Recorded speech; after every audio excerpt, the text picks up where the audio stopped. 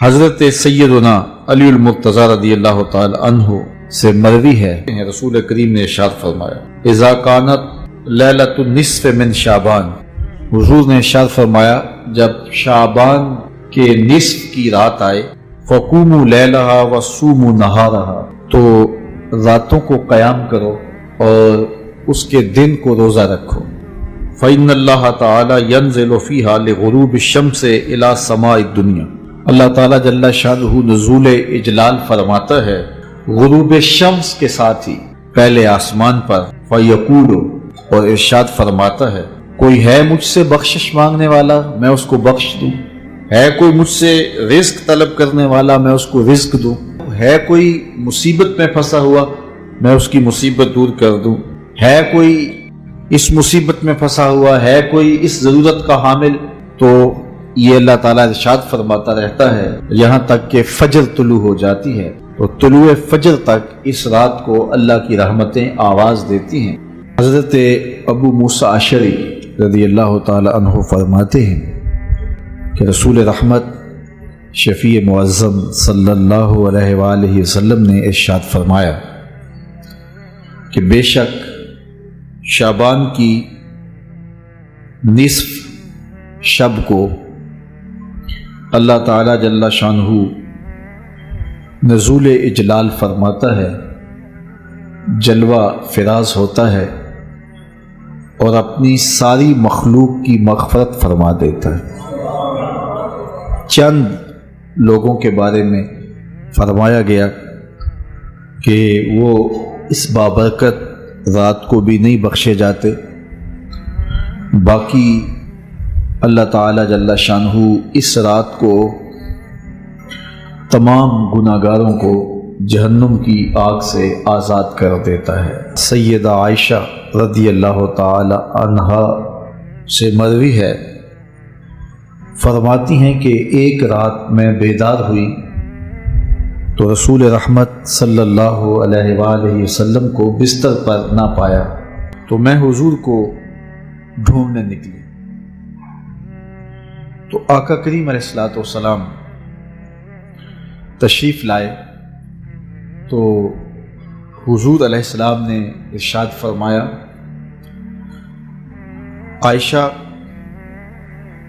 بے شک آج کی وہ بابرکت رات ہے، ان اللہ تعالی ینزل لیلۃ النصف من شعبان، کہ اللہ تعالی نصف شعبان کی رات کو نزول فرماتا ہے الی السماء الدنیا، آسمان دنیا پر، فیغفر لاکثر من عدد شعر غنم کلب، بنو کلب کی بکریوں کے بالوں کے برابر گناہ گاروں کو جہنم کی آگ سے آزاد کر دیتا ہے۔ قبیلہ بنو کلب عرب میں ایک ایسا قبیلہ تھا جو بہت زیادہ بھیڑ بکریاں پالتے تھے، ان کی بکریاں باقی لوگوں کی بکریوں کی نسبت زیادہ تھیں، تو یہ کثرت کی طرف اشارہ ہے کہ اتنے گناہ گاروں کو اللہ تعالیٰ جہنم کی آگ سے آزاد کرتا ہے، تو اتنے بڑے قبیلے کی اتنی بکریوں کے بالوں کے برابر جہنم کی آگ سے آزاد کر دینا گناہ گاروں کو، یہ اس بات کا اظہار ہے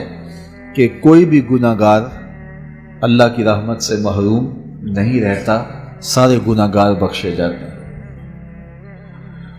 حضرت سیدنا علی المرتضی رضی اللہ تعالی عنہ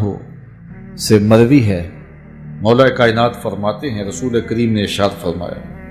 اذا کانت لیلۃ النصف من شعبان، حضور نے ارشاد فرمایا جب شعبان کے نصف کی رات آئے فقوموا لیلہا وصوموا نہارہا، تو راتوں کو قیام کرو اور اس کے دن کو روزہ رکھو۔ فإن اللہ تعالی ینزل فیہا لغروب الشمس الی سماء الدنیا، اللہ تعالیٰ جل شانہ نزول اجلال فرماتا ہے غروب شمس کے ساتھ ہی پہلے آسمان پر، فیقول، اور ارشاد فرماتا ہے کوئی ہے مجھ سے بخشش مانگنے والا میں اس کو بخش دوں؟ الا مسترزقن فارزقہ، ہے کوئی مجھ سے رزق طلب کرنے والا میں اس کو رزق دوں؟ الا مبتلا فوافیہ، ہے کوئی مصیبت میں پھنسا ہوا میں اس کی مصیبت دور کر دوں؟ الا قضا حتی یطلع الفجر، ہے کوئی اس مصیبت میں پھنسا ہوا، ہے کوئی اس ضرورت کا حامل؟ تو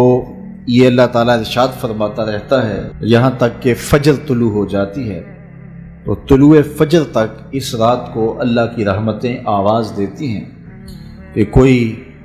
مانگنے والا ہو تو دست طلب دراز کرے، میں اس کی جھولی خیرات سے، برکات سے، انوار سے، رحمتوں سے بھر دوں۔ ہم تو مائل بکرم ہیں کوئی سائل ہی نہیں، راہ دکھلائیں کسے راہ روے منزل ہی نہیں، جلوہ طور تو موجود ہے کوئی موسیٰ ہی نہیں۔ تو اس کی رحمتیں خاص طور پہ شب برات کو آوازیں دیتی ہیں اور بندوں کو پکارتی ہیں کہ کوئی رحمتوں کا طالب ہو، کوئی کرم نوازیوں کا سوالی ہو، کوئی میری دہلیز پہ ہاتھ پھیلا کے مانگنے والا ہو، کوئی دست طلب دراز کرنے والا ہو، میں اس کی جھولی بھر دوں اور اس کے دامن کو مالا مال کر دوں۔ تو لیلۃ الشعبان میں اللہ تعالیٰ کی رحمتیں خاص طور پہ نزول کرتی ہیں اور اللہ تعالیٰ جل شانہ کا خاص کرم ہوتا ہے۔ ابن ماجہ، ترمذی اور دیگر کتب احادیث کے اندر موجود ہیں، ان میں شعبان کی نصف شب کو جو اللہ تعالیٰ کی کرم نوازیوں کا نور برستا ہے، اس امت کی بخشش کا جو بہانہ رکھا ہے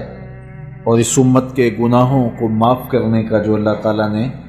ایک وسیلہ بنایا ہے شب کو، اس کا ذکر ہوا۔ تو ہمیں ویسے تو ہر شب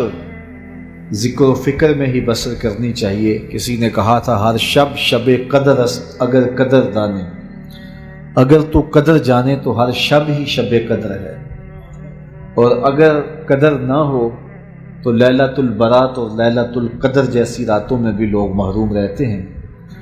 لیکن اللہ تعالیٰ جل شانہ نے ہمیں خاص طور پہ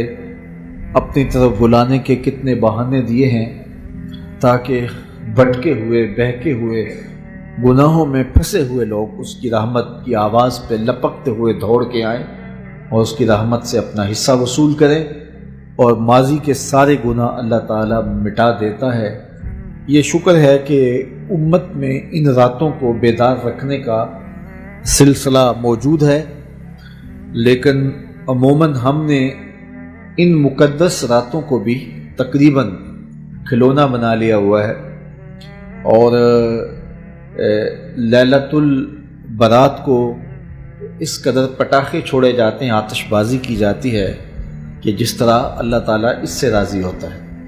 جبکہ فضول خرچ کو شیطان کا بھائی قرار دیا گیا ہے۔ تو ہمیں ان راتوں میں ذکر و فکر کے ساتھ، دعا و استغفار کے ساتھ، عبادات کے ساتھ بسر کرنا چاہیے، تسبیح و تحلیل میں اس رات کو گزارنا چاہیے اور سچی توبہ کرنی چاہیے۔ ایک رسم کے طور پہ نہیں کہ ساری رات جاگیں اور ہم توبہ کریں، صبح ہماری زندگی کے معمولات وہی ہوں جو ایک دن پہلے ہوں۔ سچی توبہ کی علامت یہ ہے کہ انسان کی زندگی بدل جاتی ہے۔ سچی توبہ کی شرائط ہے کہ ما قبل سے توبہ کرے اور آئندہ ان کاموں کے نہ کرنے کا عزم مصمم کرے، اور جب اس پہ قائم رہے گا تو پھر اس کی توبہ قبول ہے۔ لیکن اگر وہ اپنی زندگی کے تیور نہیں بدلتا اور ساری رات توبہ توبہ پکار اٹھتا ہے تو ایسی توبہ سے توبہ بھی توبہ توبہ کرتی ہے کہ یہ کیا تماشا کر رہا ہے۔ تو ہمیں خلوص کے ساتھ، للہیت کے ساتھ سچی توبہ اپنے گناہوں سے کرنی چاہیے۔ زندگی کی قیمتی سانسیں اور لمحے اور گھڑیاں ہماری تیزی کے ساتھ گزر رہی ہیں۔ کل جو بڑے طاقتور تھے آج وہ کمزور ہیں، کل جو جوان تھے آج بوڑھے ہیں، کل جو بچے تھے آج وہ جوان ہیں، آج جو بوڑھے ہیں کل قبر کا رزق بننے والے ہیں، تو ہمیں نہیں پتہ کہ ہم اٹھنے والا اگلا قدم کہاں رکھ رہے ہیں۔ زندگی مختصر ہے اور اللہ تعالیٰ نے ہمیں جو موت کا وقت دیا ہے اللہ کی نظر میں اس کے علم میں متعین ہے، لیکن ہمیں اس کی قطعاً خبر نہیں ہے۔ یہاں بوڑھے اور بچے اور جوان کی کوئی تمیز نہیں ہے، یہ اللہ تعالیٰ کے علم میں ہے کہ ہمارا اٹھنے والا اگلا قدم موت کی وادی میں ہے یا ابھی زندگی کی سانسیں باقی ہیں۔ تو اس لیے بزرگ فرماتے ہیں ہر رات کو توبہ کر کے سو، اس خیال سے کہ یہ زندگی کی کہیں آخری رات نہ ہو، اور ہر نماز کو ادا کرو اس خیال سے کہ کہیں یہ زندگی کی آخری نماز نہ ہو۔ اور ایسا ہوتا ہے، ایک شخص کی وفات کا اچانک اعلان ہوتا ہے تو ہم کہتے ہم نے ابھی تو اس کو سبزی والی دکان پہ دیکھا تھا، لیکن وہ جہاں بھی ہے موت جب آتی ہے تو ایک لمحے کا تقدم اور تاخر نہیں ہوتا ہے۔ تو مجھے اور آپ کو اپنی آخرت کے لیے سخت فکر مند ہونا چاہیے اور ہمیشہ اللہ کی حضور رجوع، توبہ اور انابت سے اپنے گناہوں کی معافی کا سوال کرنا چاہیے، اور اپنی زندگی کو ہر طرح سے جو ہے وہ منظم اور مرتب کرنا چاہیے۔ ہمارے صوفیاء فرماتے ہیں جب کوئی شخص ایک مرتبہ لفظ اللہ کہتا ہے تو اللہ تعالیٰ اس کی طرف نظر رحمت سے دیکھتا ہے۔ جب کسی طرف اللہ تعالیٰ نظر رحمت سے دیکھتا ہے کسی بندے کی طرف بھی، تو اس کے 70 گناہ جل کے راکھ ہو جاتے ہیں۔ تو یہ اس کی کرم نوازی ہے۔ تو ایک مرتبہ اللہ کہیں گے تو اللہ کی رحمت کی نظر ہوگی، اور بار بار اس کا تکرار کریں گے تو ہمارے گناہ جلتے چلے جائیں گے اور ہمارا دل پر نور ہو جائے گا۔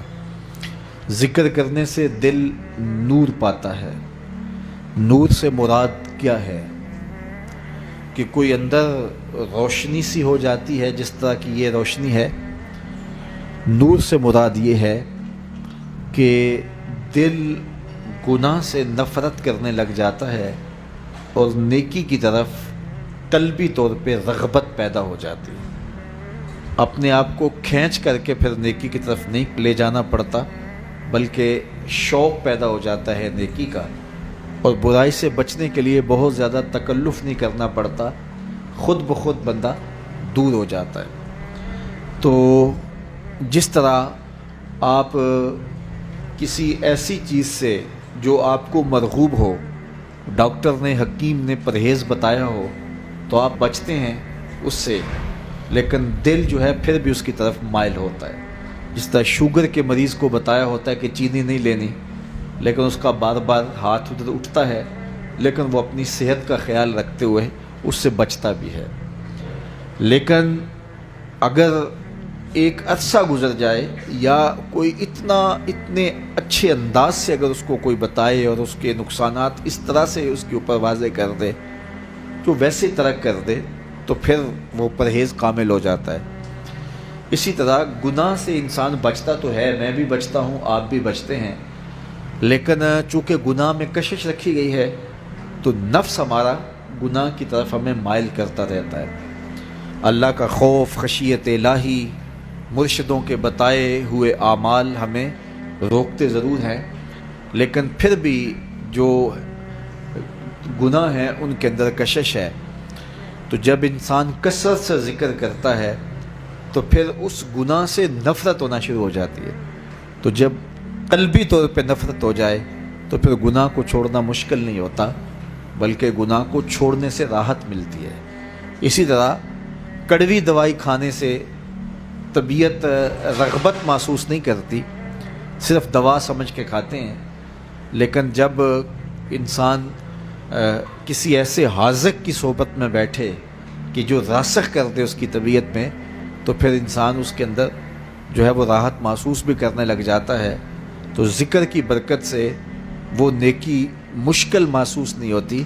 بلکہ اس میں لذت آنے لگ جاتی ہے۔ بندہ اٹھ کے جاتا ہے نماز پڑھنے کے لیے، اللہ کا حکم ہے لیکن سخت سردی میں مشکل بھی لگتا ہے، سخت گرمی میں مشکل بھی لگتا ہے، سردیوں میں ٹھنڈے پانی سے وضو کرنا مشکل بھی لگتا ہے، لیکن کرتا بھی ہے انسان۔ لیکن جب ذکر سے دل میں نور آ جاتا ہے تو پھر نیکی راحت کا ذریعہ بن جاتی ہے، نیکی نہ کرنے سے بے چینی ہوتی ہے، کرنے سے تسکین ہوتی ہے۔ اور اس کی مثال دیکھیے کہ حضور جب حضرت بلال حبشی کو اذان کے لیے کہتے تو کہتے ارحنا یا بلال، بلال اٹھو اور ہمارے دل کو راحت پہنچا دو۔ تو مسجد میں اذان ہو رہی ہو تو نمازی بھی اگر یہ کہ اچھا یار ٹائم ہو گیا، مولوی صاحب ابھی تو پہلی پڑھ کے آئے تو پھر دوبارہ بلا لیا، چلو چلتے ہیں، تو یہ ایک طریقہ ہے۔ اور دوسرا طریقہ یہ ہے کہ ذکر کی برکت سے نیکی کی طرف ایسی رغبت ہو جائے کہ ایک نماز پڑھی ہے تو بار بار گھڑی دیکھتا ہے کہ یار عصر کا وقت ہی نہیں ہو رہا ہے، اور بار بار جو ہے، اور یہ ہے انتظار الصلاۃ، نماز کا انتظار، یہ کیفیت پیدا ہو جائے تو یہ نور ہے۔ کوئی یہ جو ہم ذکر و فکر کرتے ہیں ولایت، یہ نہیں کہ بندہ ہوا میں اڑنے لگ جائے یا لوگوں کے سینے ٹٹولتا پھرے اس کو راز معلوم ہونے لگ جائیں۔ ہمارے نزدیک جو ولایت کا تصور ہے وہ یہ ہے کہ نیکی سے اتنی محبت ہو جائے کہ نیکی کے بغیر چین نہ آئے،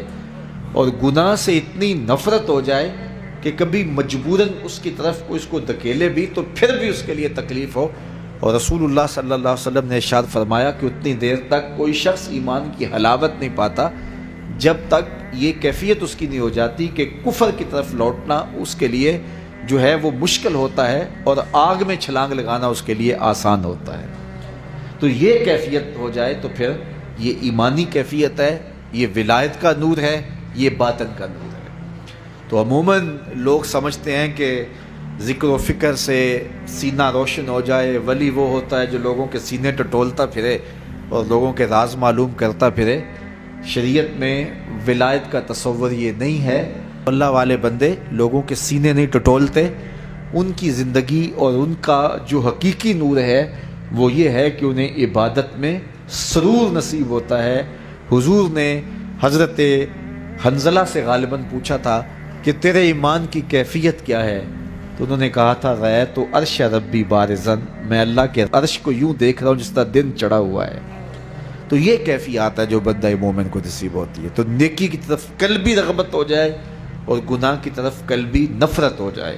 تو یہ ذکر کی لذت ہے۔ آپ روزانہ کی بنیاد پہ ذکر کریں، ہر نماز کے بعد 2-1 لمحوں کے لیے آپ اللہ کے ذکر کی طرف متوجہ ہوں تو آپ محسوس کریں گے کہ آپ کو یہ نور نصیب ہوا ہے کہ نیکی کی طرف دل چاہے گا کہ میں یہ کام کروں نیکی کا۔ تو یہ حقیقی نور ہے، یہ لذت ہے جو بندہ مومن کو نصیب ہوتی ہے۔ تو اس لیے کثرت سے اللہ تعالیٰ کا ذکر کیا کریں، ذکر کی یہ برکتیں آپ کو ضرور نصیب ہوں گی، یہ ہو ہی نہیں سکتا کہ ذکر کی برکتیں نصیب نہ ہو۔